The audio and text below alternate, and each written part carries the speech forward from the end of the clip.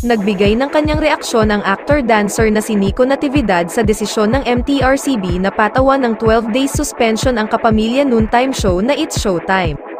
Ito'y dahil sa ilang mga paglabag umano ng programa, kabilang na ang ginawa ng real-life partners na sina Vice Ganda at Ayon Perez sa segment na Isip Bata noong July 25, 2023.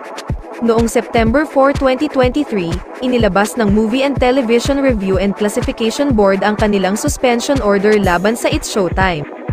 Ayon kay Nico, dating miyembro ng all-male group na hashtag sa It's Showtime, maging siya ay nagulat sa desisyon ng MTRCB. Aniya, sa totoo lang, nakakalungkot talaga, nag-umpisa lang naman yun sa isang issue tapos sinundan na ng sinundan. May nakapansin lang na isang tao, ginatungan na ng ginatungan hanggang sa lumaki yung apoy. Hindi rin daw siya makapaniwalang 12 araw ang itatagal ng suspension sa dating kinabibilangang noontime show. Saad ni Nico, nakakalungkot lang na mabalita ang 12 days yung ipinataw na suspension ng MTRCB. Kung iisipin mo, 12 days yun, ang tagal ng 12 days. Sabi ko nga, sana mabago pa yung isip ng MTRCB at sana magawan nila ng paraan. Pero kung sakasakaling hindi na mabago ang desisyon ng ahensya, sana lang daw ay ikonsidera nila ang mga taong sumusubaybay sa It's Showtime.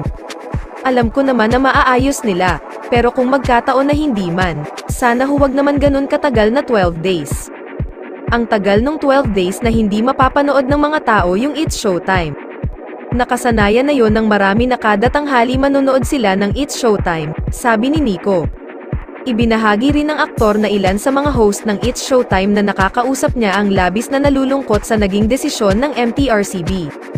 Taliwas daw ito sa iniisip ng iba na pabor sa mga host ng programa ang 12 days suspension dahil panandalian silang mapapahinga, kwento ni Nico.